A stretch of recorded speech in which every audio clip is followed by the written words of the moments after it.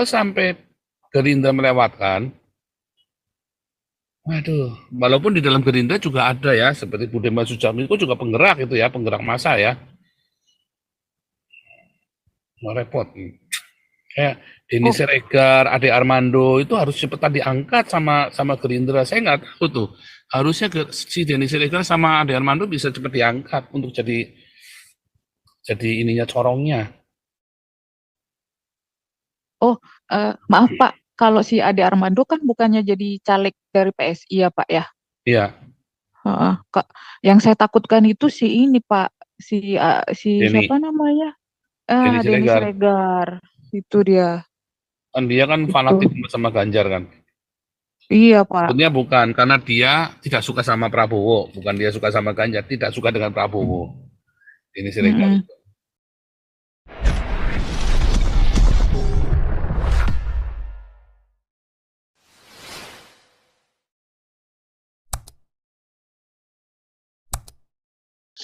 Ya, salam Pak Paulzang, Pastor. Salam untuk semuanya, Bapak Ibu. Gini Pak, saya kemarin kan dapat info di Kupang gitu, gereja Katoliknya sih udah diresmikan sama Presiden Jokowi. Tapi kalau menurut saya sih benar Yang, kata yang di Bapak. Bekasi, Gereja Katolik yang di Enggak, Bekasi. yang di Kupang, Oh, gereja yang di Katolik. Kupang. Hmm. Ya, ah, menurut saya makin banyak seharusnya sih mungkin nanti yang terpilih ini kan Pak Prabowo kan. Mudah-mudahan lah, mudah-mudahan tidak ada hambatan. Beliau beliau ini koordinasi sama Mudah-mudahan ya. Pak Jokowi. Jadi selama Pak Jokowi itu masih jadi presiden, diresmikannya banyak-banyak gitu loh gereja itu. Jadi berkelanjutan. Jadi Pak Prabowo pun tinggal melanjutkan. Itu Ya. satu gitu. Hmm. Terus kalau menurut saya kok banyak ya Pak, makin kesini makin banyak eh apa ya yang yayasan pendidikan Kristen itu kok malah keberpihakan gitu. Ya Itu itu cuman tadi. Makanya kita pengen bikin lembaga pendidikan itu karena kita melihat ya, kita pengen bikin sekolah gratis ya. Karena kalau masuk sekolah negeri kan diislamkan, makanya kita pengen bikin sekolah gratis. Ya, ini Pak Stefan Junaidi kemarin, itu kan bagus itu, dia punya sekolah gratis. Cuman itu kan dia punya yayasan sendiri, kita punya aturan sendiri. Jadi saya pengen belajar dari Pak Stefan itu, tapi ya lupa lagi kan, Pak Toping mau diminta ngajar. Pak Toping itu diminta ngajar di tempatnya Pak Stefan itu kemarin. Ngajar Pancasila, aduh saya lupa lagi kan telepon kan. Hmm, ya guys butuh full timer kita nih ya. Saya kepalanya penuh. Ada dua orang saya lupa iya, telepon ya, Pak Ridwan sama Pak Stefan ya. Catat dulu deh. Lanjut iya Tasya, Pak. lanjut. Iya Pak, kalau kalau menurut saya Pak ya, selain eh kalau nggak salah sih UKI juga kemarin kan netral ya Pak ya dari rektoratnya. Ya, Tapi nggak tahu Ukrida, ya Uki Pak. ya, Uki maksud saya kok Ukrida, Uki Heeh, ya, Uki. UKI kalau Ukrida itu Beda entah ya. Uki yang sebelahnya yang di ini sebelahnya Atma Jaya, sebelahnya Tarumanegara Untar kan. eh Iya, kalau Ukrida ya, yang dekat-dekat Untar ke sana.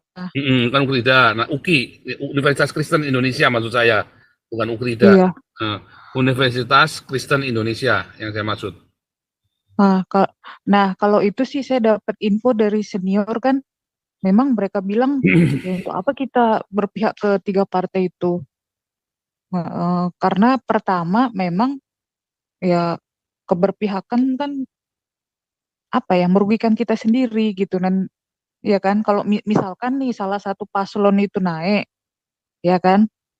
Ah, yang ada kan nanti hubungan kampus itu ke paslon yang menang itu contohnya misalkan UKI itu misal mengusung 03 contoh kayak yang lain-lain yang menang 02. Nah, takutnya jelek hubungan gitu. Jadi mending netral aja gitu. Yang mana yang menang ya kita dukung aja gitu kan. Yang penting sebagai minoritas tidak dirugikan. Gitu aja kata senior-senior saya di situ. Lagian nggak ada apa ya, nggak ada untung ruginya lah, kan gitu. Keberpihakan itu cuman merusak aja sih, merusak Ya.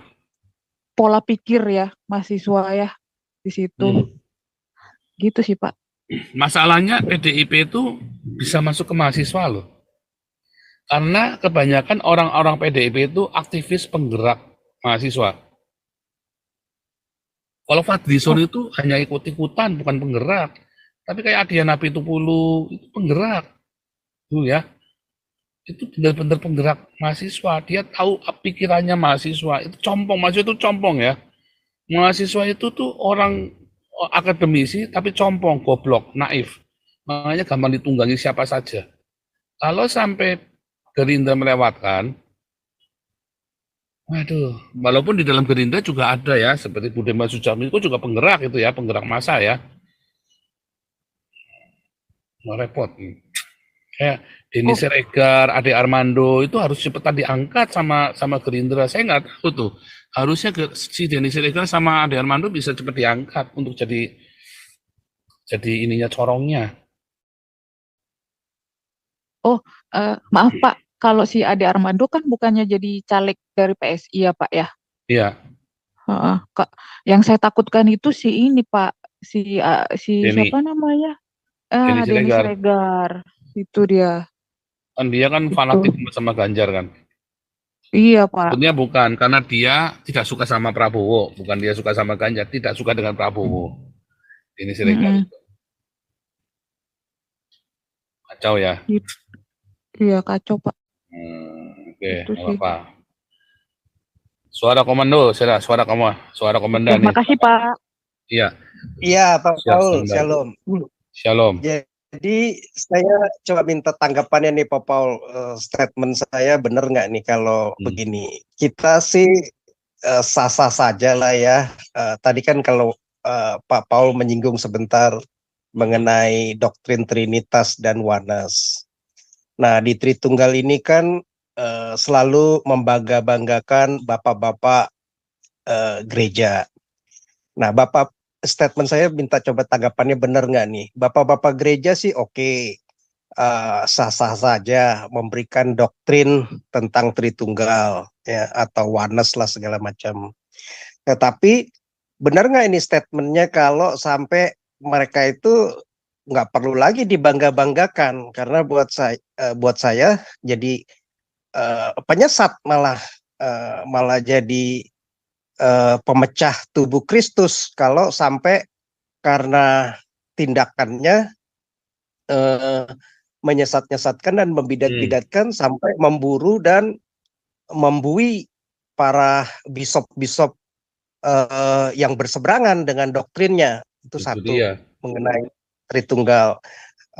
Terus kedua mengenai PDIP, ya memang saya setuju sih tadi bahwa ini mau nggak mau bagus kalau memang bisa dirangkul oleh Prabowo karena untuk memperkuat juga di DPR karena kan suara Prabowo mungkin baru 40 sampai 40 berapa 2 atau 43% saja koalisi mereka PAN, Demokrat, Golkar dan Gerindra yang masuk yang dapatkan.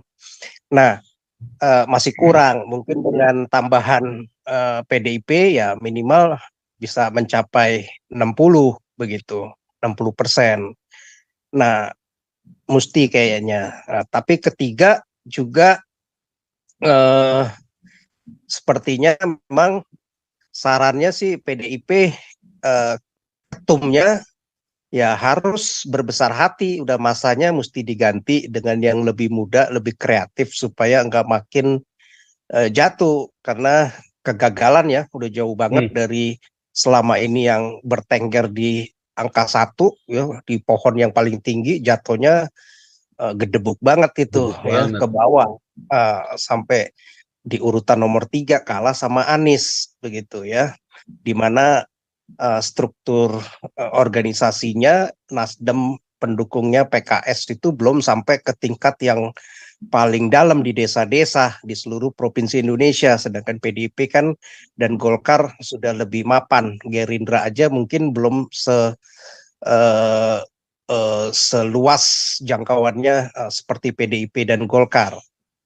Nah, memang sudah bukan lagi harus memaksakan terahnya Soekarno melulu yang harus jadi ketum, mesti harus ada kaderisasi sehingga terkesan menjadi partai yang benar-benar terbuka begitu, bukan untuk membela kepentingan keluarganya Soekarno begitu ya. Dalam hal ini nanti setelah itu Puan begitu.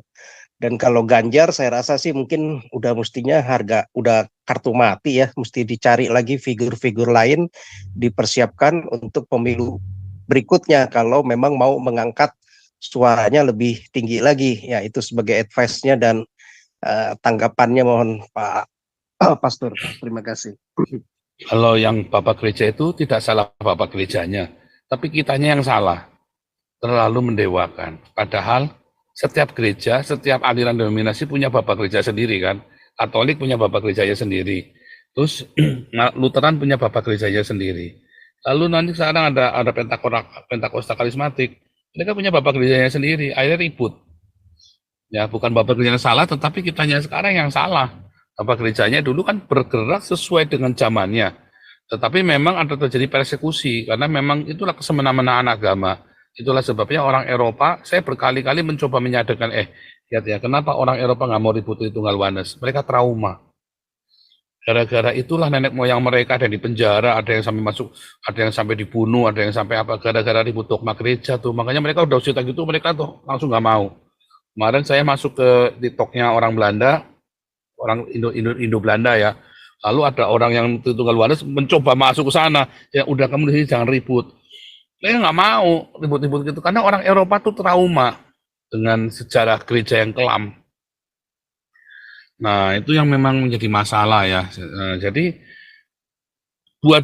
baik Tritunggal Oneness itu dua-duanya memang kurang ajar, nggak ada buahnya. Tapi dua-duanya saling busuk-membusukan ya. Nah, itu si Mikana aja sampai disidang sama orang Oneness ya. Gara-gara saya masuk ke roomnya Mikana, orang Oneness kejang-kejang semua ya. Mereka Oneness berpikir saya ini Oneness. Saya itu kalau baik sama Oneness, dulu saya membela Oneness, bukan saya Oneness. Ya, tetapi saya tidak suka kalian saling bidat-membidatkan. Ayo berbuah dulu, lihat belajar dari komunitas ini.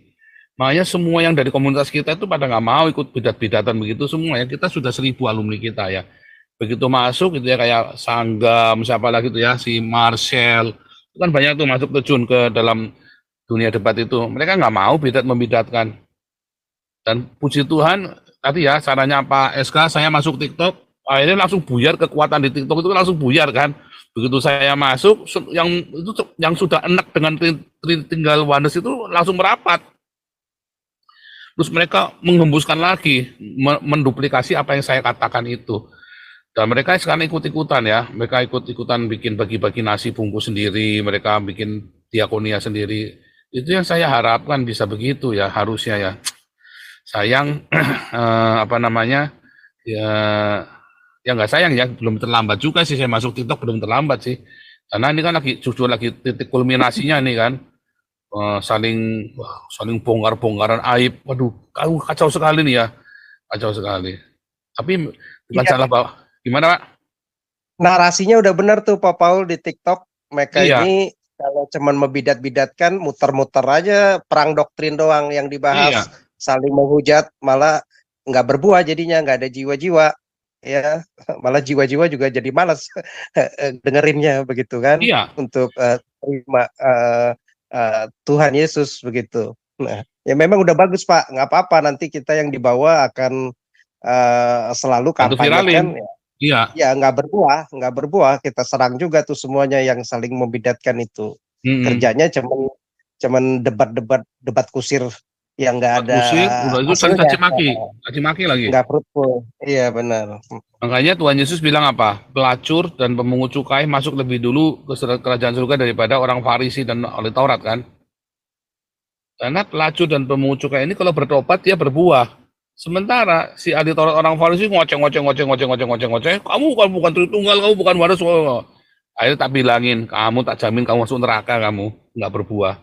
Kalau itu ayatnya udah jelas, barang siapa yang tidak berbuah, pangkas masuk neraka, Yohanes 15.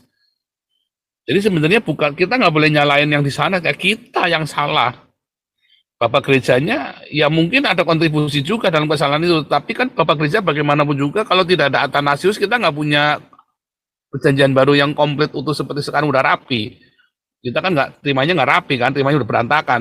Tapi sekarang gara-gara Athanasius Tritunggal itu ya, ya kita punya tinggal baca perjanjian baru kita udah bagus. Kalau enggak kita berantakan, ya kan? Kalau bukan karena Martin Luther, kita nggak punya Alkitab terjemahan. Kita harus terima kenyataan bahwa kita berterima kasih pada Bapak Gereja ini. Walaupun Martin Luther ini yang menyebabkan orang Yahudi dibunuh ya, yang menginspirasi Hitler kan, pembunuhan 6 juta orang Yahudi ini kan, bukan menginspirasi tetapi dijadikan legitimasi sama Hitler ya. Nah, kita bagaimanapun juga kalau tidak ada orang-orang seperti Simon Mennonite, nggak ada gerakan karismatik Pentakosta, ya kan? Nggak akan ada lahir, nggak berani mereka, dan mereka membayar dengan darahnya mereka. Itu satu. Jadi kitanya sekarang yang harus mengerti, yang penting berbuah. Ya mudah-mudahan gaung komunitas kita ini di TikTok ini makin kuat ya. Saya lihat sih teman-teman udah pada ngeresponin ya. Begitu saya masuk, mereka cocok gitu ya. Ya saya memang sedikit keras ya, harus keras. Kalau nggak keras, gaungnya nggak kedengeran. Yang kedua, tadi ya mengenai si PDIP itu memang harusnya jangan mega lagi yang pegang ya. Benar nggak saudara? Saya yakin pasti setuju. Ya, jangan mega. Banyak kok di PDIP itu orang-orang hebat banyak. Sayang si Marwar Siara itu udah keburu keluar ya. Kan dia juga bisa pegang tuh. Jadi ketumnya kan. Dan dia tetap setia kepada Tra Soekarno kan si Marwar Sirait ini kan. Harusnya jangan Megawati lagi ketumnya. Harusnya juga jangan Puan. Ketumnya harus orang lain. Tetapi Tra Soekarno menjadi dewan kehormatannya misalnya kan, tetap sebagai ininya kan, supaya nafasnya jangan Soekarnois ini jangan sampai hilang kan, kalau itu yang mereka mau kan. Tapi kan banyak orang hebat di sana, di PDIP ini banyak orang hebat. Ya orang-orang lamanya juga banyak yang hebat. Sayang mereka kurang berani ya, kurang berani. Kalau Prabowo berani ya kasih ketua partai kepada orang lain ya. Sekarang ketua Gerindra kan bukan Prabowo kan? Masalah ketua Gerindra siapa ya? Ada yang tahu nggak nih ketua partai Gerindra? Siapa yang tahu ketua partai Gerindra? Sepertinya masih Prabowo kali Pak Paul. Mungkin kalau setelah jadi presiden kali. Setelah jadi presiden baru kali. Ketua umum masih Prabowo ya? Nanti mungkin setelah ini lagi rakernasnya mereka. Sekarang Prabowo ya, yang petahana 2020. Nanti mungkin pelantikan setelah mungkin pelantikan ya, setelah jadi ini ya. Iya. Karena sudah ini juga sudah berumur juga 80-an kan. Nah, iya. Si Gerindra juga memang perlu juga si siapa nih Prabowo biar konsen ke negara kan, sehingga ada kaderisasi. Tapi satu lagi nanti Pak Pastor, PSI walaupun saya sih pribadi dukung, tapi walaupun dia katakan dapat 3% atau 3% mendekatilah atau lebih sedikit hasil nantinya real count-nya, minimal mungkin ada kenaikan 1 sampai 1,5% dari yang sebelumnya. Nah berarti itu kan kalau dari 200 juta mungkin 2 juta sampai 3 juta suara. Udah cukup lumayan sebagai partai pemula, di mana dia belum sekuat dengan partai-partai lama ya, basis-basisnya masih di kota-kota besar, jadi ya di kota-kota metropolitan. Nah, mungkin nanti ke depan perekrutan ada waktu 5 tahun, mulai masuk ke desa-desa juga ya, karena keuangannya juga kan belum sekuat seperti PDIP dan Golkar ya. Gerindra aja yang sudah kuat dengan keuangan aja, saya lihat di daerah-daerah juga belum banyak mereka di seluruh pelosok Indonesia ya, terutama daerah-daerah pegunungan ya, bahkan di Jawa aja belum semuanya, masih PDIP dan Golkar yang banyak. Ya, minimal ya kita syukurilah ada 2-3 juta suara yang masuk, nambah lagi. Ya, ke depan kita harapkan bisa besar. Memang ini batas ambang untuk masuk DPR ini kan memang dibikin 4% kan oleh partai-partai besar, partai-partai lama. Kelihatannya memang ya mereka ngarapin mereka-mereka saja yang bisa ada di posisi di legislatif begitu. Terlalu besar, mestinya 2% udah cukup itu gitu untuk bisa masuk di DPR, atau 1% aja ya nggak apa-apa, sehingga mesti bagi-bagi gitu. 2,77 kurang dikit ya. Iya, Kurang dikit 4% ya. terlalu Harusnya berapa besar persen kita ya? sebenarnya. 4%. Mestinya 4%, 4 ya. Dia mereka bikin aturannya 4% nggak ada 4%. yang masuk ini. Ya, mestinya dikomplain tuh. 4%. Cuman ya partai-partai lama 4% yang begitulah. masuk cuma 1, 2, 3, 4, 5. Cuma 6 P3 aja bisa partai ini yang tersingkir masuk. itu. P3 aja Iya. bisa tersingkir itu. Bisa minggir ini. Ya, nah cuman Tadi yang siapa? kali ini mesti agak di warning nih, si Nasdem merebut suara cukup banyak ya. Saya rasa banyak juga Iya. tuh ya setelah dukung Anies. Jadi ada lompatan besar juga, mungkin hampir Karena dari 1,5 radikal Islam masuk. Ya, jadi 1,5 sampai 2 kali. Jadi campuran nanti itu ada nasionalis dan kadrun di situ. Sama PKS ada nambah dikit lah kali ya menurut saya, setelah terpecah dengan Gelora kan. Ya. PKS, mana PKS? Lewat ya, mana PKS ya tadi ya? Saya lihat ada PKS kok.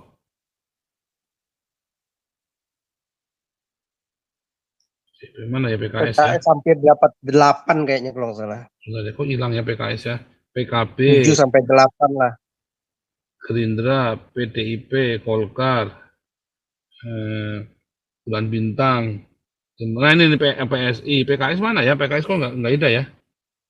Benar. Dia dapat 7 sampai 8. Demokrat sih hampir-hampir sama lah ya. Paling naik pun dikit. Iya. Bulan Bintang. Gerindra. Udah ada ya? Udah ada ya? PKS udah ada ya? Mesti cari link yang lain kali Pak Paul. 7 sampai 8 kayaknya. Iya nih, cari yang lain.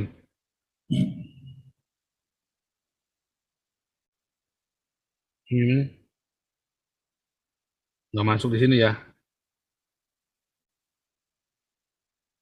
Nggak masuk di sini ya? Aneh.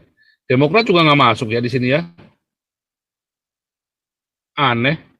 Oh di sini nggak masuk ya Demokrat ya? Cari yang LSI kali Pak. LSI. Coba deh kita cari deh LSI.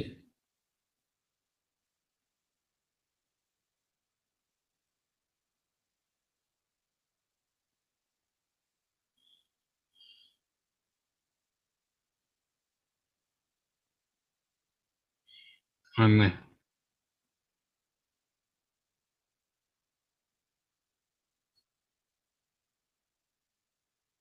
Iya, nih.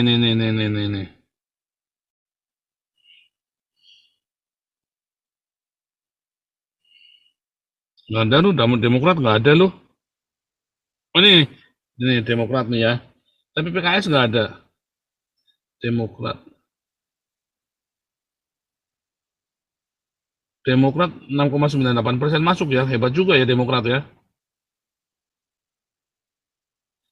PAN juga hebat juga ya.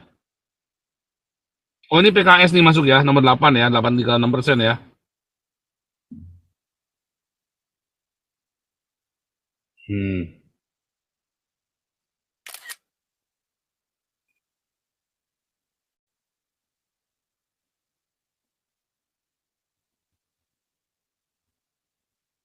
Masuk ini ya.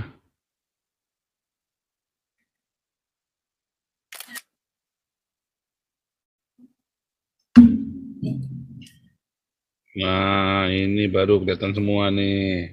Oke, kelihatan semua ya. Nah, ini buat evaluasi aja saudara ya, supaya kita di sini juga kita nggak cuma ngoceh-ngoceh, tapi ya cerdas ya. Jadi cerdas, Anda dapat informasi ya, dapat informasi ya. Mungkin selama ini Anda nggak tertarik, males. Ya, saya tidak ajari Anda berpolitik, enggak ya. Saya juga tidak pakar politik. Saya hanya punya kepentingan bagaimana minoritas jangan selalu tertindas, ya. Karena saya pernah menjadi minoritas selama di Indonesia dan tertindas, double bahkan triple minoritas, ya saudara ya. Tetapi sekarang dengan suara saya yang lantang ini, ya mudah-mudahan cukup berdampak, ya. Ya ini ya. Jadi PKS masih bercokol juga ya, kurang ajar ya.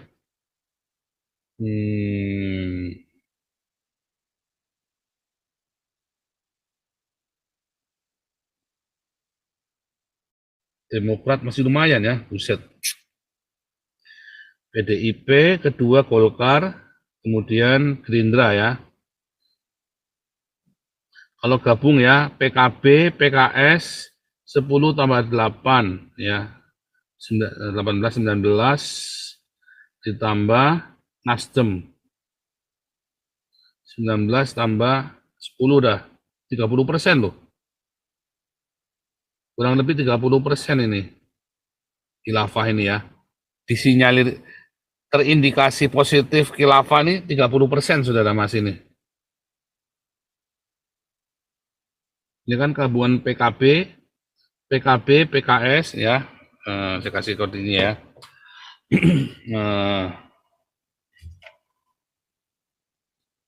Disinyalir. Jadi Ya. memang Gerindra Ya. ini mesti ngajak PDIP minimal Pak Paul untuk di DPRD-nya memperkuat di DPR-nya kan. Sehingga lebih lancar lah anggarannya. Ya kan, kalau enggak dia masih kurang, masih di bawah Iya, kalau enggak 50%. digembosin partai terus kalau lagi koalisinya. bikin undang-undang. Iya, ya PDIP atau PKB juga, mungkin PKB lah minimal. Nasdem mah nggak usah lah, si jenggotan itu nggak usah, Mahfud nggak usah diajak itu. Gitu. Mahfud mah udah biarin aja lah, jadi pengangguran aja dia. 28,3 ya, khilafah ya. 28,37% nih Mas ini. Wih, serem lu ya. Kurang lebih ya, masih kurang lebih masih 30% ini. Oh, perjuangan belum selesai kita saudara ya. Waduh. Oke, lanjut dulu. Ini Pak Eka sudah jadi co-host, kapan aja bisa masuk. Ini Pak Tobing sudah jadi co-host, kapan aja bisa nyamber ya Pak Tobing ya. Gemar Rakyat, yang jadi co-host kapan aja bisa nyamber.